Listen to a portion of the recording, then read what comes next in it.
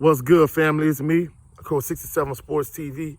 Shout out to the awesome and amazing LDBC, Lions Den basketball community. Before we go any further in the video, like the video, share the video, comment in the comment section, subscribe to the channel. Also, click the notification bell so you can be alerted anytime I post any new videos. This particular video is on Kyrie Irving. Breaking news, Kyrie Irving is being traded to the Dallas Mavericks. The proposed trade, from what I'm understanding, is the Brooklyn Nets is going to send Kyrie Irving to the Dallas Mavericks. In return, the Brooklyn Nets are going to get Spencer Dinwiddie, Dorian Finney-Smith, and in addition to that, they're going to get a first-round pick and multiple second-round picks. The amount of second-round picks has not been specified, but from my understanding, it's supposed to be more than a few, so multiple second-round picks from my understanding. I think it's a decent deal for both teams. You know, all these individuals that have been, been throwing a lot of shade at Kyrie for requesting the trade. I don't understand, what's the big deal? Now, I know in the past, he's been a distraction because, you know, a lot of people think Kyrie Irving is a little bit odd. He's strange. You know, that's cool.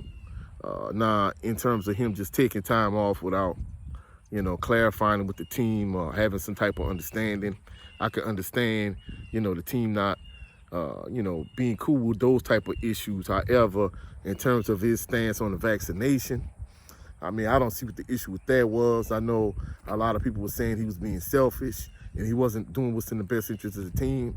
However, that's a personal choice.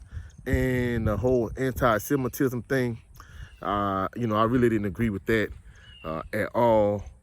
You know, and basically a lot of people saying that Kyrie Irving is a distraction. Like, I understand, you know, he's a different kind of cat. You know, that's cool. But, you know, them saying he was stupid for requesting the trade, you know, everything that the Nets is putting through, Josiah in particular, making him jump through all these hoops and doing all these ridiculous things just to get back with the team. Can you blame him for not wanting to leave? And that's the thing I don't understand. Now, in terms of the fit on the court, you know, I'm a huge Pelicans fan, and the Mavs and the Pelicans are division rivals. So, you know, how the Pelicans are going to be able to match up with these new and improved Mavs, it kind of remains to be seen. But in terms of Luka and Kyrie being able to coexist, I don't know how that's going to fit because both players are pretty ball dominant. Kyrie Irving is the ball dominant player. Luka is the ball dominant player. They both ball stoppers, but in this particular instance, it's Luka's team, so Kyrie's gonna have to kind of take a back seat. I'm thinking Luka is gonna have the ball. He's gonna be the primary ball handler. He's gonna be on the point. Kyrie probably gonna move more to the 2 spot. Now, from a defensive standpoint, I'm thinking Kyrie's gonna be stick the opposing team's point guard while Luka probably play the 2. But even with that being said, you know, it's going to kind of be an interesting fit in terms of, you know, how they're going to be able to coexist because, like I said, they're both dominant, ball-dominant type players. I think they'll find some kind of way to make it work. Maybe. We'll see. Now, in terms of the Brooklyn Nets side of things, you know, I know KD's kind of injured right now, but in terms of fit, you know, you got KD, you got Ben Simmons, you got Spencer Dinwiddie, you got Dorian Finney-Smith. I think they should mesh well. I know at some point KD may want to trade, but we'll see how things play out.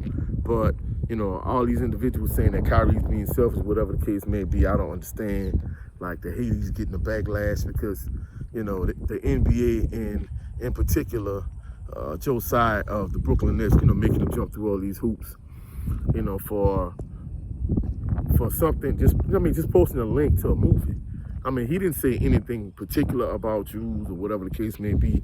So, you know, him getting all this hate and all this backlash. So it's kind of, you know, it's kind of interesting how things played out. So we'll see if, you know, he gels well with Luka, how well the Mavericks do the rest of the season, especially after the All-Star break. After the All-Star break, you know, do they improve as a team? Do they regress?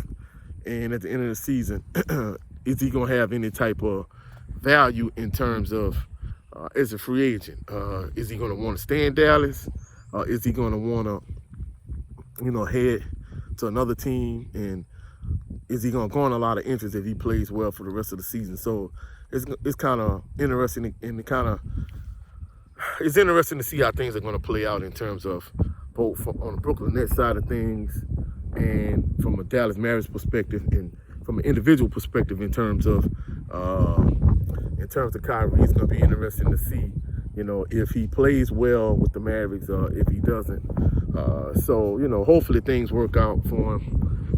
Like I said, the Mavericks and Pelicans are division rivals. The Pelicans are my favorite team, me being from Louisiana.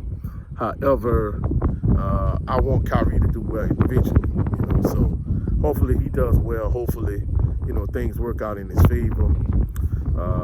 And I mean, the division, that particular division that, the Pelicans are in and the Mavericks, that particular division is wide open. The Spurs aren't where they used to be because they no longer have Tim Duncan, all of those, Duncan, Ginobili, Tony Parker, they're no longer there. So, and plus Kawhi, he eventually got traded. So the Spurs aren't what they used to be. The Rockets, they no longer have James Harden, Russell Westbrook. So the Rockets aren't what they used to be. The Pelicans, if Brandon Ingram and Zion Williamson can stay healthy, they'll probably be the top team in the division. The Memphis Grizzlies, they got Ja Morant. So, that's something different. And then, of course, you got the Dallas Mavericks. So it's just kind of an interesting division. I think, Memphis is definitely the top team in the division. The Pelicans could be, but, injuries. And definitely Luka, of course, with them getting Kyrie, it's just going to be interesting to see how Kyrie and Luka coexist. Like I said, that's the $1 million question. Are they going to be able to gel together? Are they going to butt heads? I mean, it's Luka's team without question. Luka's the starter team. So just from a coach's perspective, I think Luka is going to continue to be the primary ball handler. Kyrie's going to be off the ball.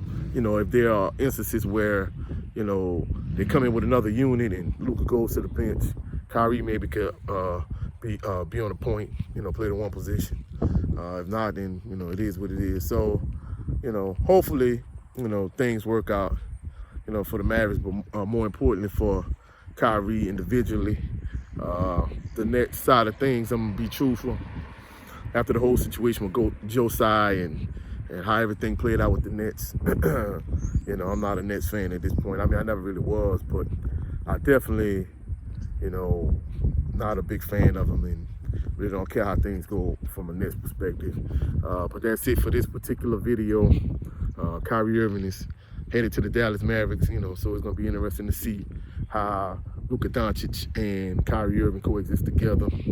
Like the video, share the video, comment in the comment section, subscribe to the channel. Also click the notification bell so you can be alerted anytime I post any new videos. Shout out to the amazing LDBC. I'll catch y'all on the next one. Have a blessed, phenomenal evening. Peace and blessings.